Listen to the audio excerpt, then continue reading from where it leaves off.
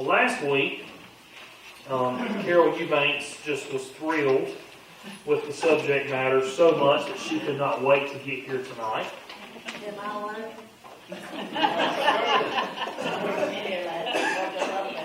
I love y'all too. It's Pastor Appreciation Month, so I'm going to make sure y'all really appreciate me tonight. But we started the study of what does it mean to be a Baptist. And in order to compare who we are as Baptists with other groups that aren't Baptists, we got to know where we came from and why we believe what we believe. And so last week we covered about 1,500 years of church history in a rollicking 40 minutes. And so tonight we're going to get a little more practical, but there's still some history elements to it, looking at where we as Baptists come from historically. We stopped last week at the Reformation, and Baptists come as a result from that. Now, before you freak out by looking at your notes, Gene killed a bunch of trees for me this week in printing this off. I'm not going to cover everything on these handouts, but I'm giving you this information so that you'll have it going forward. And so I've even included at the end there a bibliography because I'm a nerd, and I go full on nerd with this stuff. And so if you're interested in these topics, there are some book recommendations there that you can read in your spare time or when you want to get better sleep at night, whichever you prefer. And so tonight we're going to look at where we come from as Baptists. And this is important because if we know where we come from, then we can have a better understanding of who we are. Now, growing up in a Baptist church all my life, I never once heard a thing about Baptist history. And I can assure you, throughout Baptist history, no revival has started because of the study of Baptist history. Okay, this is not something that people, get on pins and needles about, but it's important. And what we see in Baptist history primarily is a couple of things. One, we see that Baptists historically have been a people marked by our opinions about things. You know the old saying, put 4 Baptists in a room, how many opinions do you have? 5. Okay? You have 4 Baptists in a room, you got 5 opinions, okay? And so we are opinionated people. One of the best books about Southern Baptist history in terms of the controversies is a book by the historian Walter Sherd, and the title of it is Not a Silent People. In other words, the Baptists are historically known for our controversies and have been major issues throughout our history. So where do the Baptists come from? Well, the question really boils down to why is there even a need for this group called Baptists?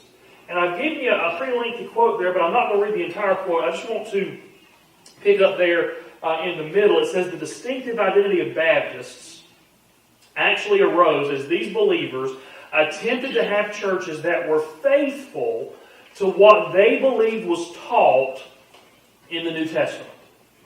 So, when we talk about a Baptist church, really what we're talking about is the desire to have a New Testament church. And if you look at most Baptist statements of faith, the doctrine of the church does not say a Baptist church is, it says a New Testament church is. And so that's really the goal, to be a church that is as close to what you find in the New Testament as we can possibly have it.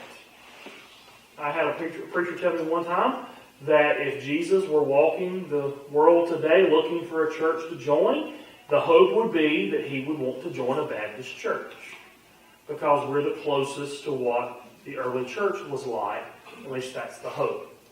So where do Baptists come from historically? That's where we come from theologically, from that desire. And when we look at some of the Baptist distinctions, we'll see how we flesh that out over the years. But where do we come from historically? And it's a little complicated, but basically we start with Henry VIII wanting a divorce, the Pope not giving it a divorce, and Henry saying, I'm going to start my own church.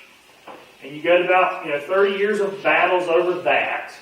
And then Henry's daughter, Elizabeth, becomes queen, and she's Protestant, but she's not dogmatic about it. she's Protestant for political purposes, mainly because her mama was the one that Henry VIII wanted to marry after he divorced his first wife. So she kind of has to be Protestant for that reason. And so they come up with a compromise, kind of a middle way. In other words, that the Church of England would be Protestant in theology, but somewhat Catholic in practice, in worship. Very formal, very structured in its approach to things. And what you have at this time is you have a group of people called the Puritans who look at that and say, that's not good enough. No compromise makes everybody happy. So they basically look at this and say, we need to purify the church. And so they say what the Church of England has done is not good enough. We need to purify the church. They're called Puritans. Well, then there's a group of Puritans who look at what the Puritans are doing and say, what y'all are doing is not going far enough. The Church of England is hopelessly corrupt. You can't purify a corrupt church. So they separate from the Church of England and become known as separatists. They're real clever with their names. Okay, the Puritans want to purify, the separatists want to separate.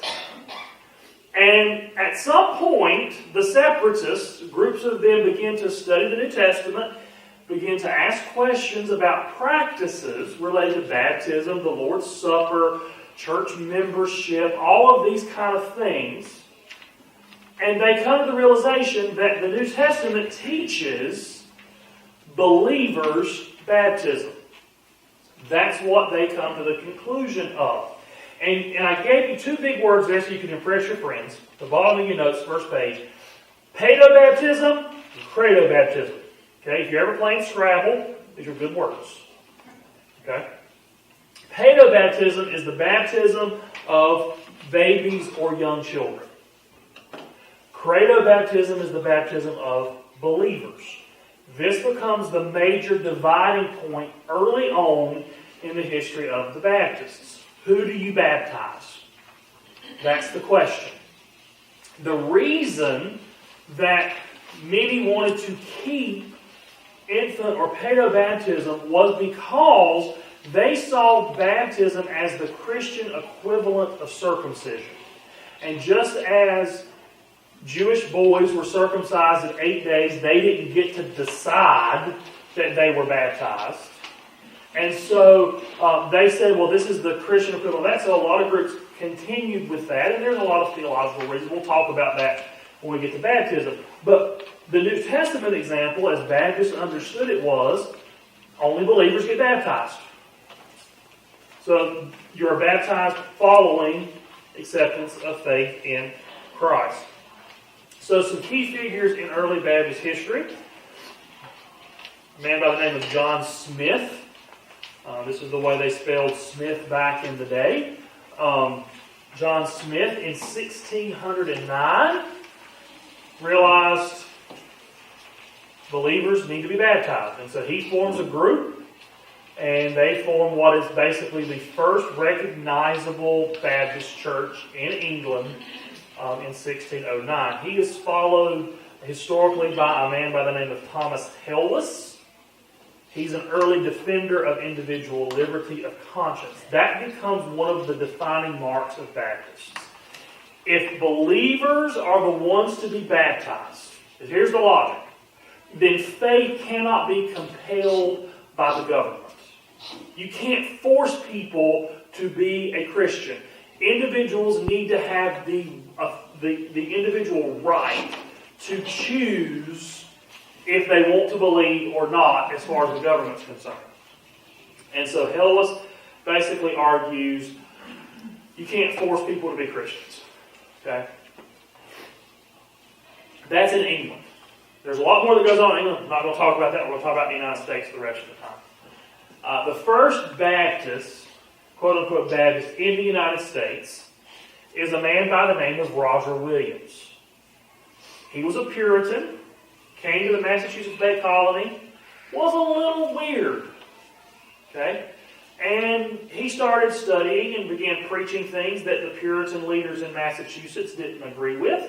And so they expelled him from the colony for teaching dangerous Baptistic doctrines. Okay? And so he ends up wandering out in the wilderness till he finds a group of Indians, of natives, that are friendly to him in what is now present-day Rhode Island. And Roger Williams is the founder of Rhode Island. Okay? And he's also the founder of what is named the First Baptist Church in America in Providence, Rhode Island, in the 1630s. Now, Roger Williams is not a Baptist for very long. He's on a spiritual journey. And he just kind of just goes further and further down this path that he's a Baptist for a short period of time, and then he's no longer a Baptist. So we can't consider him a long-term Baptist. Okay? He was testing the waters, so to speak. The first real long-term Baptist in the United States is a man by the name of John Clark. He founds the First Baptist Church of Newport, Rhode Island, and is an early proponent of religious liberty in the colony of Rhode Island. All this in the 1630s, 1640s, very, very early in the history of the United States. Baptist churches expand very slowly in England and in the New World, in large part due to persecution from the Church of England. The biggest issue, and this is one of the major issues that Baptists fought against in the early days of the country here in the United States, was if you were, say you lived in Boston in 1650, and you were a blacksmith, okay, you would do your thing, you would do your blacksmith job, and you would pay your taxes. You would pay taxes to the local government for, military protection, whatever services the government may be provided, and you would pay a church tax. Individual churches did not pay their pastors if you were part of the established church. Instead, the government paid them. Baptists were not part of the established church. So they were being forced, under penalty of jail, to pay taxes to support pastors of which they were not part of that church. Okay? That's an issue. Okay? Still goes on in some parts of the world. Okay? In Germany, they still have that. In Germany, you pay a tax, unless it's changed recently, but in Germany, if you pay a tax, that tax goes to the established church in Germany. Okay, Church of England, to this day, the Anglican Church, the Queen still appoints the bishops.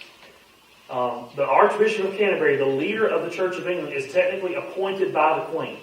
She is the head of the Church of England.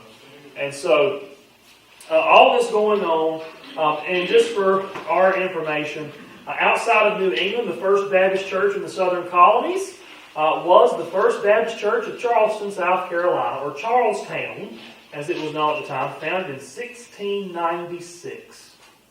And if you go to Charleston, see the building there, that location is where the first building was actually built. That's not the original building, but that's the location. Okay, they've been there since 1696. Okay? And so these Baptist churches develop, they grow, they expand slowly. There's a lot of reasons for that. One, population wasn't very large in the colonies. There was persecution. There were fights for survival. I mean, you just had to get established to survive in the colonies. But they began to develop these distinctive features. And they really boiled down, in terms of distinctiveness, to this. That Baptists believe in two ordinances: believer's baptism by immersion, and the Lord's Supper as a meal of remembrance. And we'll talk about that in the next few weeks. That Baptists seek a regenerate church membership, which means only Christians can be members of Baptist churches. Which that may sound a little odd that there would be people who would think other than that, but that was an issue in this day and time back in the 1600s, 1700s, when you wanted everybody to be a part of your church for societal purposes. Okay? And Baptists support the separation of church and state. that the church and the government need to not be so closely united that you have a problem. And Baptists were a persecuted minority for a large part of their early history, and they fought for this separation of church and state. All of these distinctives led to the formation of congregations that were autonomous and self-governing, which basically means that every Baptist church is responsible for its own ministry. Okay? That is unique amongst a lot of other denominations. Okay, if you go to, say, an Episcopal church, if you're in an Episcopal church, you don't own your property. If you're a member of that church, you don't own that property. You don't pick your minister. The leadership higher up in the denomination does all that. In the Methodist church, y'all know this. Do they vote on their pastor? No. Their pastors are appointed because they are part of what's known as a hierarchical denomination. You've got the local church, and you've got people above that telling the local church what it can and cannot do. And you've got people above those people telling them what they can and cannot do, all the way up to the top leadership. Baptists have never held that. Baptists have always been, every Baptist church is autonomous. We can decide what we want to do, and nobody can tell us otherwise. It is an independent streak in Baptists, which is good, but it's also the reason why sometimes Baptists fight a lot. Okay? Because we can't appeal to a higher authority and say, can you solve our problem for us? We can't go to the associational office and ask Daryl to fix our problems. Okay? That's not how that works. Every Baptist church is autonomous, independent. Okay? We're not told by anybody what to do. So, that's your overview of Baptist history. Okay? Is that good for you? Okay. Now, tonight, I want to get into a little bit of nitty-gritty. We're going to talk a little bit more about history, but as kind of explaining where we come from as Baptists in terms of our structure as Baptists. Baptist cooperation, which for some people may be an oxymoron, but we do cooperate as Baptists. Historically, Baptists have cooperated for three purposes. Okay? Because remember, every church is independent, so it's got to be they're willing to do this. You can't force them. Three purposes. One, the promotion of Baptist and Christian principles. Two, education. And three, missions and the spread of the gospel. Now, this kind of makes sense. So let's say that you're in the wilderness, in the back country, early in the history of the United States. And you've got a small Baptist congregation of, say, 20 people. And that small Baptist congregation of, say, 20 people wants to fund a missionary. It's not easy for 20 people to fund one missionary. It's not easy for 100 people to fund one missionary. So what do? You go and you find another church, and another church, and another church, and say, why don't we all pool our stuff together to fund this missionary? It makes it easier. That's the beginnings of cooperation. Or for education. You want pastors and people to be educated for the ministry. So you can each church can have its own school, or churches can come together and cooperate and fund a school, which is what they do. Or say you've got an issue, a particular pressing political issue. We can all individually go and petition our representatives, or we can pool our resources together and have somebody that's our lobbyist to go and do that for us. That's what cooperation basically means. Coming together for shared purposes and values to do this.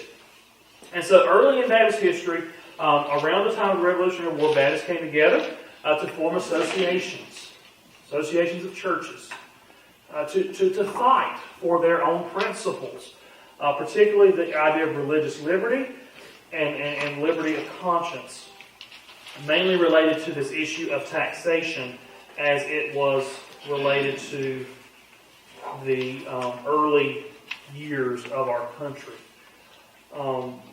Many of these early Baptist associations helped charter schools. Brown University in Rhode Island is one of the top schools in the country, was founded as a Baptist college. A lot of other schools around the country started out that way for the purpose of education. After the Revolutionary War in the early years of the United States, many Baptists started to unite in missionary societies to send missionaries, typically along two purposes. Are the pages out of order? Because mine were. I'm sorry. It goes to Your page, I didn't number them. I'm sorry. It'll have Doctrinal Unity and Southern Baptist History. That's where I'm at. Sorry about that. Mine were out of order, so I guess I didn't catch that. Okay. So they formed these missionary societies, typically around home missions and foreign missions. Okay, missionaries local, missionaries far away. Following the appearance of Baptist associations, that's a local, regional type organization.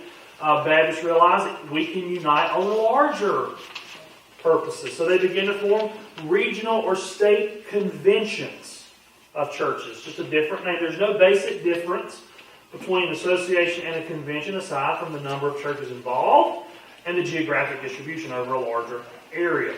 Now, sometimes you'll see the mission societies, not conventions or associations. Societies are a little bit different in how they're governed. That's the only major difference. In 1814, you have the formation of this really great name, the General Missionary Convention of the Baptist Denomination in the United States for Foreign Missions. Okay? That was their name. It was abbreviated to the Triennial Convention because they met once every 3 years. So that's, instead of just saying that long name. But their purpose was to send Baptist missionaries from the United States to other parts of the world. That was their purpose, was to unite for that purpose. And it was nationwide. It was nationwide. But if you know your history, something begins to happen in the United States in the 1820s, 1830s, 1840s, that begins to divide the country between North and South. And it's the issue of slavery. And Baptists were not immune to that division over that issue. In fact, in May of 1845, at First Baptist Church, Augusta, Georgia, groups from Southern churches met to form the Southern Baptist Convention. And the reason they were formed was because the Northern Baptists and the Southern Baptists could not agree on whether or not slave owners could be missionaries. The Triennial Convention supported missionaries, and there were more Northern Baptists than Southern Baptists, and because we governed by majority vote, a group of Southern Baptists presented a candidate for missionary service who owned slaves. The Northern Baptists voted it down. So they said, we don't have to take this, we're going to start our own group. So that's what they did. 1845 at First Baptist Church, Augusta. They met to form the Southern Baptist Convention. I have always found it one of the great ironies of history that one of the reasons the main reason the Southern Baptist Convention was formed was so that we could send slave owners to Africa as missionaries. I have always found that very, very ironic. But needless to say, that's the history. That's the reality of everything. Okay? Because, under doctrinal unity, because Baptists are autonomous, independent. Nobody can tell us what to do. Each church is free, and has been free, to adopt any statement of belief it deems appropriate for its congregation, or to adopt no statement of belief at all. Every church is free to do that, however it sees fit. I've seen some short ones. I've seen some really long ones. We were at one church I served at, we were in a bylaw revision process, and so we called around to some of the churches in our area and asked for copies of their bylaws as an example. We got one church, had 48 pages of bylaws. 21 pages of those was their doctrinal statement. I read it, and I told the committee, I said, I don't know any Christian on the planet that could agree with every point. It was like 400 points. And they made you sign it before you could join the church. I mean, we didn't go that route, but that was their... So every church is free to do that. But at various times, confessional statements have found common usage at various times in various places. In the early United States, the two most accepted statements of faith were the Philadelphia Confession of 1742 and the New Hampshire Confession of 1833. I would venture to suspect, when this church was formed in 1844, that the doctrinal statement that it used at its establishment was probably the New Hampshire Confession of 1833. And the reason is because it was included in a book that was circulated all over Baptist churches. It had the statement of faith, covenant, all that. What's that fun? I'll tell you later. It has nothing to do with your preaching. She's getting ready to get kicked out of class. Okay. So, Southern Baptist formed in 1845. But what happened in Southern Baptist life since then? A lot. Okay. From the founding in 1925, you have the establishment of the Southern Baptist Theological Seminary in 1859 in Greenville, South Carolina. That was an auspicious time, because what started 2 years later in 1861? Civil War started. School didn't do too well, okay, because you had the war going on. So in 1877, they relocated to Louisville, Kentucky, and that's where they are today. Okay? So you have a period of struggle due to the Civil War and Reconstruction. And you can actually go online and you can read the minutes of the annual meeting of the Southern Baptist Convention during the Civil War. Really interesting, some of the stuff that they're talking about and wrestling with that's going on during that time. You have the founding of the Southern Sunday School Board, now known as Lifeway, in 1891. And then you have the founding of Southwestern Baptist Theological Seminary in Fort Worth, Texas in 1908. 1916, New Orleans Baptist Theological Seminary is founded. And then you have a period of a lot of haphazard funding because of just the way churches are structured. There was no set pattern or plan for how to fund convention work. You've got seminaries, you've got mission organizations, you've got all this going on, no clear way how to fund it. 1925, the annual meeting of the Southern Baptist Convention, something is adopted. It's called the Cooperative Program. It still exists today. Here's basically what the Cooperative Program is. It's a giving plan that allows individuals to give through their church to the work of the state and national convention of which that church cooperates with. Remember, we're independent. Nobody's forcing us to do anything. It's not like we're having to pay our dues or anything like that. It's just this is an option that churches can do. Each state convention gets the money. So if you write a check and it goes to on your offering envelope, you've got the different options you can give to. If you check Southern Baptist Convention on it, here's what happens. Okay, it goes to the office. Jean gets it. She puts all that in the computer. She takes a weird percentage. I can't even remember. It's like 17 point something percent or whatever. I don't remember what it is. Anyway, takes a percent of it, and she writes a check to the South Carolina Baptist Convention. Based on what you said Southern Baptist Convention, so why does it go to the Baptist Convention of South Carolina? Because that's how the cooperative program works. You give money to the state convention, then when they meet their annual meeting, which is coming up in a couple of weeks, they vote on a budget, and they say, our budget allocation is we're going to keep so much of a percent here in South Carolina, and we're going to send another percentage to the Southern Baptist Convention. The goal of the Southern Baptist Convention is for every church to have a 50-50 split for every convention, statewide. Most don't. Some do, most don't. Okay, I don't know what it is in South Carolina, but it's not 50-50.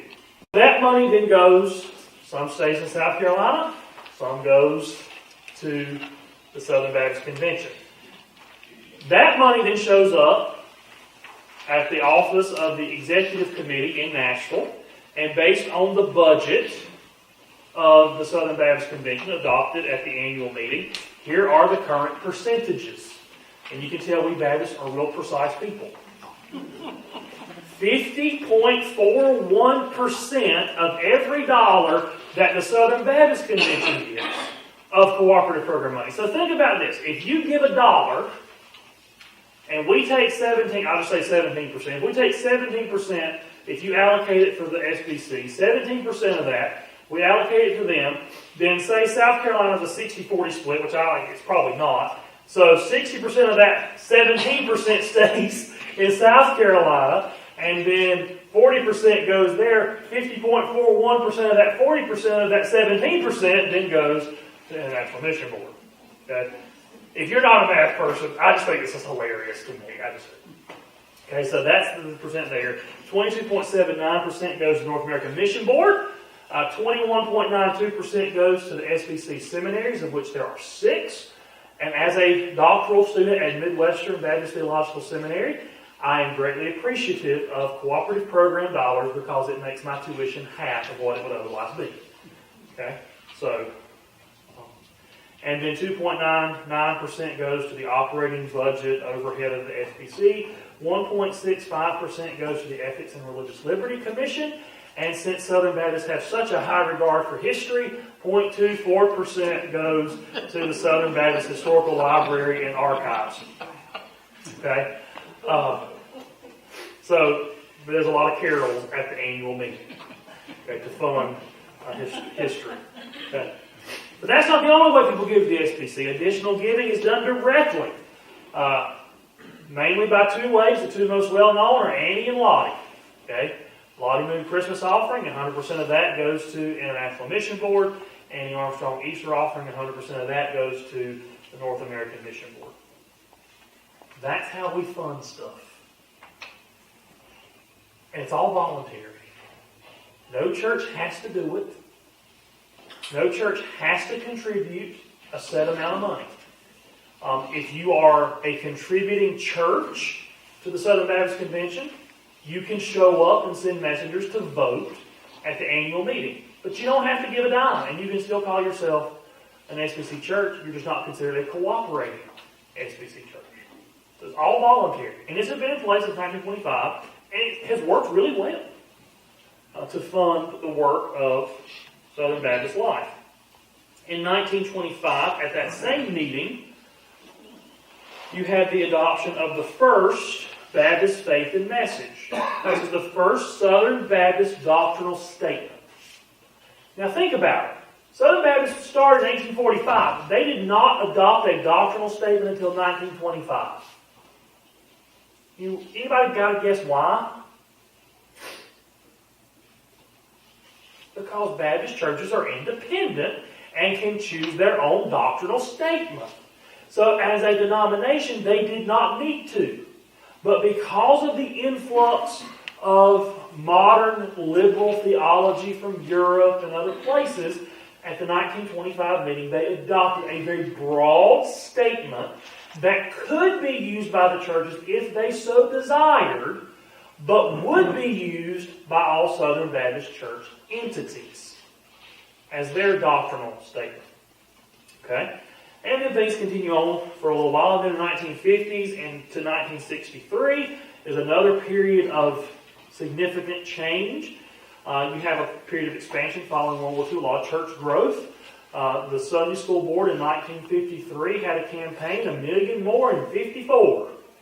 And 1 million more baptisms. Some of y'all may remember that. I don't know. But 1 million more baptisms in 1954 was their goal. Southern Baptist Convention church rolls grew exponentially during the 50s, perhaps to our detriment in a lot of ways. In 1944, just a little earlier, you had the founding of Golden Gate, now Gateway Seminary out west. You have a growing thread of liberal theology in the churches and the seminaries. In 1950, you have the founding of Southeastern Seminary at Wake Forest, 57 Midwestern, and then in 63 you have a revision of the Baptist Faith and Message in 1963 to combat this fear of liberal theology that came into really dominance after World War II in Southern Baptist life. And they're still kind of centered in the South. You've got, Golden Gate, now Gateway Seminary out west. You've got Midwestern in Kansas City. But Southern Baptist life at this time is still basically in the South. Southerners tend to be fairly conservative in their lifestyle and theology. We don't like change. We don't want anybody telling us what to do. They've been a good fit for Southern Baptists because of that. But this begins to happen. And so in 63, they revised the Southern Baptist faith and message. And that's the end of the story. Everybody got along from that point on. No other conflicts, no other controversies in Southern Baptist life ever. Everybody was happy all the time. That's not true. Yes, Sandra. When we were traveling and living in New England, we noticed that every Southern Baptist church had an SBC on the sticker for the church outside. And so you knew that was what we call a Southern Baptist church. But there were lots of Baptist churches. But if you wanted to go to one like you've always gone to if you're from the South, they had that little SBC. I don't know whether other people knew what the SBC stood for or not, but it's still there now. And a lot of Southern Baptist churches started in other parts of the United States, beginning in the 20s and 30s, as you had people moving from the South to the North, particularly places like Detroit, Chicago, places where there were a lot of manufacturing jobs. People from the South left, and they were Southerners, and they carried Southern culture with them, and they carried their beliefs with them, and so they just formed Southern Baptist churches of all Southerners. We used to go on mission trips to Amish country in Pennsylvania, and the church that we worked with up there was founded by ex-Southerners. It's the only Southern Baptist church in the county, and it was founded by ex-Southerners who didn't like going to church with Yankees. They lived with them, worked with them, didn't want to go to church with them. No such thing as an ex-Southern. Okay. And so that's how that church got its start. So those kind of things are very interesting to this. But like I said, jokingly, everybody got along. That's not the case. This begins a period of tremendous turmoil in Southern Baptist life. And beginning in 1979, you have a period that's called, depending on which side you're on, determines what you call it. It's either the conservative resurgence or the fundamentalist takeover. Okay, depending on which side of the debate you're on. But in 1975, Adrian Rogers was elected as the president of the Southern Baptist Convention. Now, that may not seem like a big deal, but here's why it was a big deal. The president of the Southern Baptist Convention appoints various committees which determine the membership of the various entity bodies. Boards of trustees for the seminaries, International Mission Board, Home Mission Board, Lifeway, all these different groups. The president of the SBC appoints indirectly those committees. And then they're voted on at the annual meeting, but they're appointed for nomination.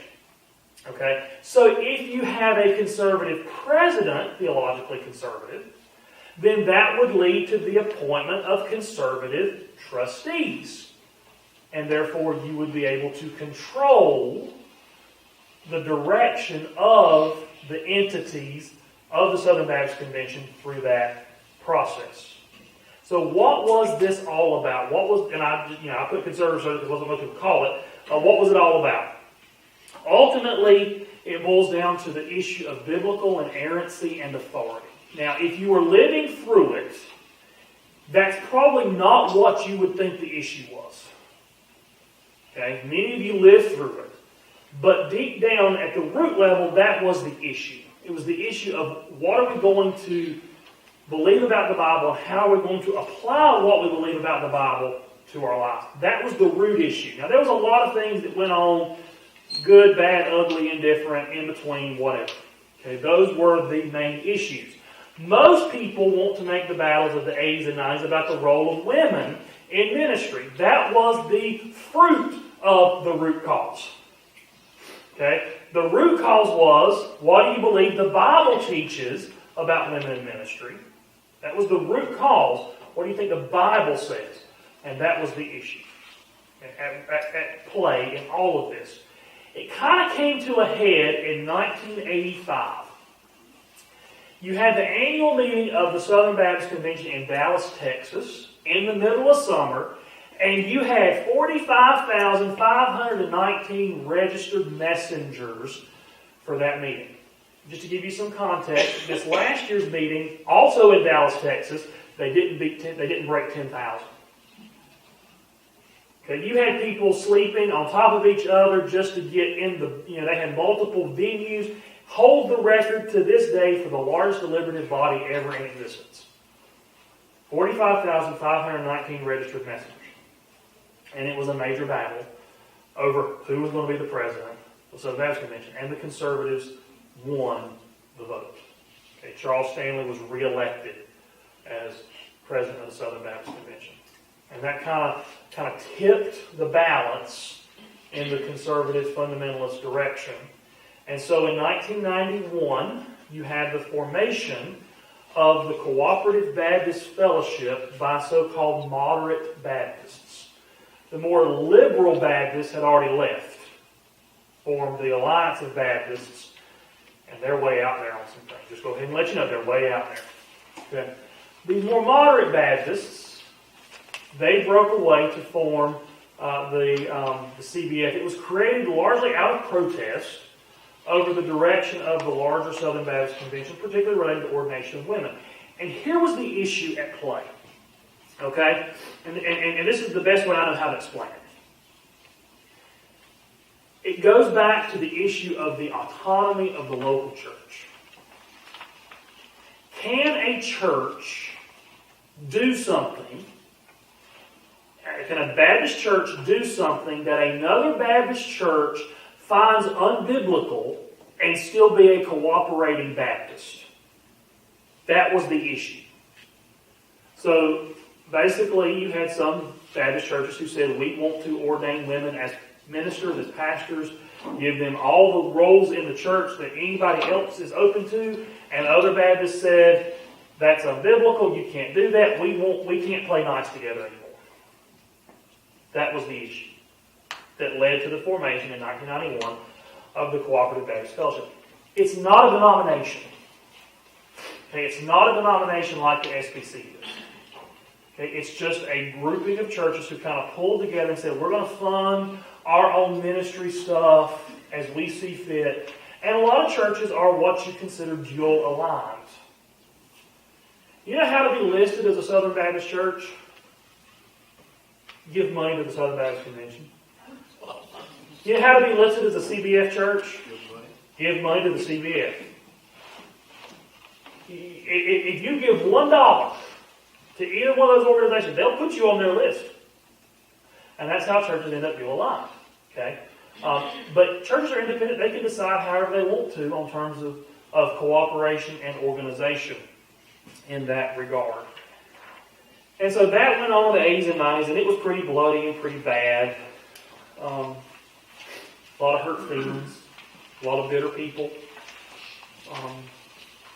The 2000s to the present. In the year 2000, there was another revision of the Baptist Faith and Message. This one moved the convention in a definitely more conservative direction in a lot of ways. But like I said, every church is free to decide its own doctrinal position. So this is not saying you have to believe this. The Baptist Faith and Message is a good summary of what Baptists believe, generally. But I don't know any Baptists who agree with everything in that statement. I don't agree with 100% of what's in that statement, whether it's the 63 version or the 2000 version. I would word things a little differently if it were me. But that was the major thing that happened there. A couple things.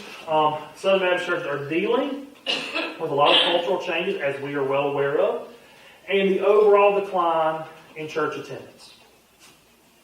We have a little over 15 million Southern Baptists on roll. On any given Sunday, about 5 million show up. That's a bad problem. Now, there's a couple of reasons we have that problem. One is we probably got a bunch of people on the roll who don't need to be on the roll because they're either not Christians, they're not living. I mean, I've heard the church roll before and found 15 people who were dead. Okay, and I've met some Christians who were barely ambulatory, but these were actual people who were in the ground. Okay, these people were dead. Okay. So that could be the case, bad record keeping, all that kind of stuff.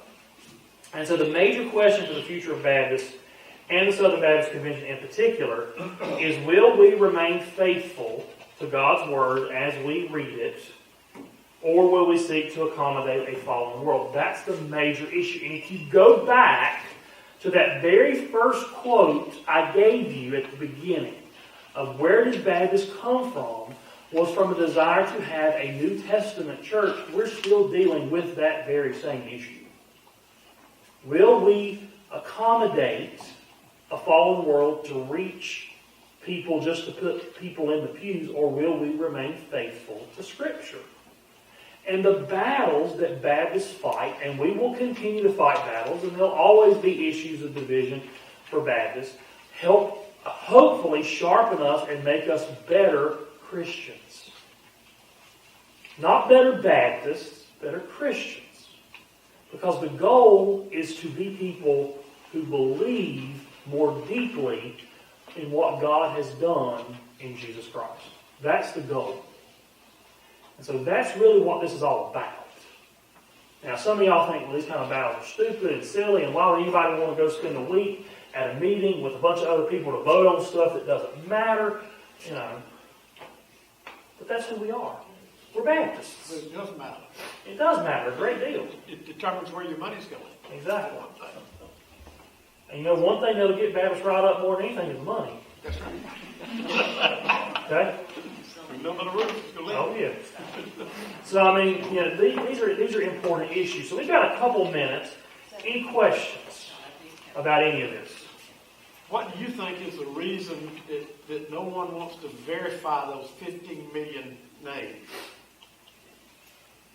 Some churches do. Some churches take a very strong view of church membership. Other churches don't. And I think it's hard. You know, it's all voluntary. Gene fills out the annual church profile every year. And that's where the numbers come from. But there are a lot of churches that they get that in the mail and just toss it. Don't touch it, don't fill it out. So we don't know some of these things. You've got churches that don't practice formal membership. People show up, they serve, they do what they're going to do, they act like members, but they don't actually join the church, put their name on a roll. So the issues, I think, the reason it's so difficult is because every Baptist church is different. You know, in a Methodist church, or an Episcopal church, or a Presbyterian church, you've got very strict rules you have to follow when it comes to those things. In Baptist life, every church can decide for itself. And so you end up with kind of a hodgepodge of approaches to these things, and it's really hard to get accurate records as a result. And so I think churches have begun to see the importance of accurate record keeping and to do what is necessary to purge a roll, if necessary, to chase after the sheep that have wandered away, to make that a priority. There was actually a church, I believe it was in North Carolina, it may have been in Georgia, but they actually got in trouble for sending a letter to, the pastor got in trouble, he'd been there about 5 years. He sent a letter with the church's permission, it wasn't just him, the church voted to do it, send to all the inactive members, saying you have not attended services here in 3 years. If you are attending another church, we celebrate that, we encourage you to move your membership, or let us know. If we do not hear back from you by such and such date, your name will be taken off the church roll. That was what the letter said. Kind of a classic roll purge. And people were like, I'm calling my lawyer, I'm going to sue that church. They can't take my name off the roll. You know, and you know, one of the problems is it's easier to join a Baptist church than it is to join some social club. It's a whole lot harder to leave. You know, if you don't pay your dues to the Civitan Club or whatever, if you don't pay your dues or show up for enough meetings, they're going to take your name off the list. You're not a member. Baptists, we'll keep people on there till Jesus comes back. I actually went to a funeral one time, and I never will forget this. I went to a funeral one time of a guy who had died, and at the funeral, the church voted to transfer his membership to heaven. Yeah, they took membership seriously. Well, I have. How did they know? I invited them to church, and they said they didn't believe all the things that we believe. And I said, well, I can understand that. I said, for example, tell me, they didn't like the idea of being voted into the church when they jumped. Okay. We'll talk a little bit about membership and we'll talk about baptism in the coming time. Here's what we're doing when we do that. We're not actually voting anybody into membership. That's really not what we're doing. What the vote of the church is an affirmation that we believe that person is a believer in Jesus Christ. It's not that they're being voted in. It's the church saying, we affirm the work of the Spirit in this person's life, and we believe this person is a child of God. That's what a vote of membership is. So that's one way to look at it. And I think that's one reason why, as Christians, we need to take that responsibility very seriously. Because what we're doing is we are vouching for somebody. We're basically saying, we stand by this person. That's why I have a hard time with churches that have very lax membership policies. I mean, I know of a church, they had a gentleman, the first time he walked in that church, didn't know anybody from Man's House Cat. Preacher gave an altar call, he walked down, presented himself for membership, church voted him in right there on the spot for membership. They didn't know him any more than the man on the moon. That's one reason why before somebody goes to church, I like to talk to them. Know them a little bit, find out their story, hear about their testimony, find out what their interests are and what they believe needs to happen in the life of the church before I'm willing to stand up there with them and say, I'm presenting this person for membership. That's just me personally. I think everybody ought to take that responsibility very seriously. Okay? I had one lady tell me one time the only reason you should join a Baptist church is so you can vote on stuff. There's more to it than that. You can also serve on committees. Any other questions? We've got 2 minutes. Ask them if you got them. I've got one comment, maybe not a question, but so the past week I had an encounter where I was out of town flying back, and there was a girl sitting beside me on the airplane, and I was just reading this Christian book, and before we got off, we got in this conversation, and we talked a little bit. She was going to USC student. She was telling me how she was reading all these books, and they weren't Christian books, and she told me, she actually said, I'm searching for faith, but I haven't found one that suits me yet.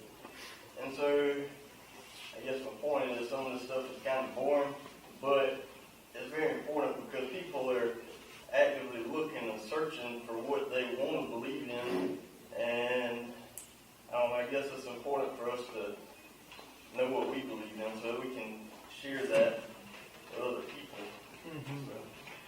And go along with that, one of the most dangerous statements that people who are well-meaning can say is, it doesn't matter where you go to church so long as you go. That is a deadly, deadly statement. Because there are some deadly, dangerous, quote-unquote, churches in this world. And some of them, the people will be smiling real big when you show up, and they'll suck the very life out of you. And so I think it matters a great deal where people go. And so, I understand the sentiment of that idea that it doesn't matter where you go so long as you go, but I think it does matter. And I think that's why it's important. And I know this has not been a topic everybody's been excited about. Like I said, I went full-on nerd last week and tonight. And, I'll go home tonight with like a nerd high. Not be able to sleep. It's just who I am. Accept it. And, but this stuff is important because I grew up, I never heard any of this.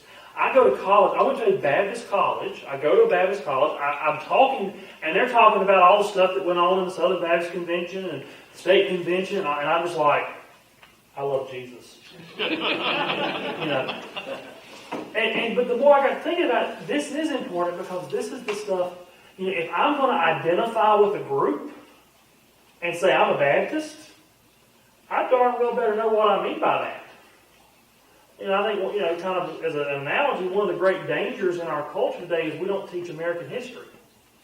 Well, if we want people to consider themselves Americans, they need to know where they came from.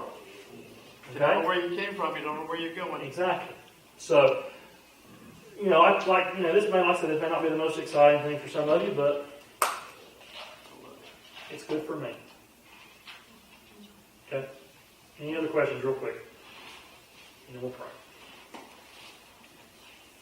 Y'all have been gracious to listen to this nerd. So let's pray. Father, I thank you for who we are. Help us to know who we are in you. It's in Jesus' name we pray.